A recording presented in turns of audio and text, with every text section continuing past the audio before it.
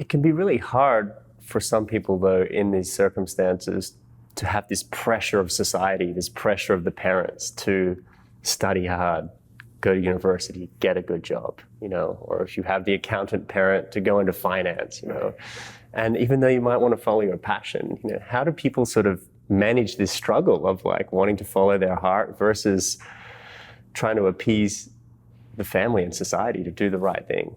Yeah, that is the pressure. Everyone, not everyone, but most people do have it's a kind of a parental fantasy that a parent has for their child. It's a fantasy, and then the child gets caught up in the fantasy and seeks to live the fantasy of the parent. So on one level, the parent has to spiritually mature to the point where they're loving their child, setting them free to discover their passion. And then the role of the child that's growing into adulthood is to have an awareness that the parent had a fantasy, but that fantasy isn't my life. And so the pressure is real. Those thought forms are real. And this is why I share often that individuals, they grow two ways. They grow through pain, or they grow through insight. So when there's enough angst or pain, I can remember a gentleman that was very pressured into becoming a doctor. His father was a doctor, his grandfather was a doctor, and so it was just assumed he would go into medicine.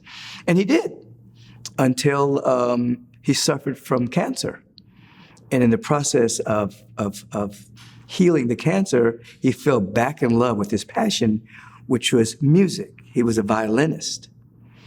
And when he shifted over to his love, he not only healed his cancer, but he found his calling, which was music.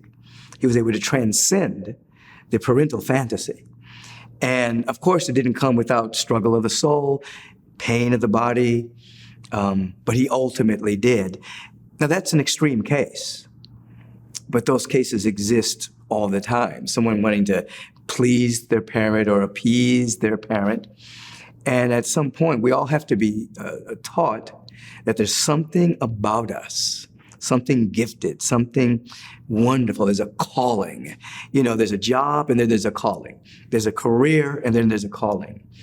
And when we can find our calling, if it's our career, that's a beautiful thing. If it's not, then our career can support the calling. Without an answering of the calling, our soul is bereft. It's sad. It's morose. And so I think our path is to find our calling and to answer it.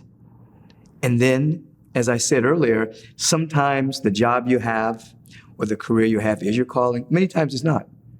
Many times your career, your job supports your calling. And so then you have a nice paradox of the job or the career supporting the calling. And there's nothing wrong with that either.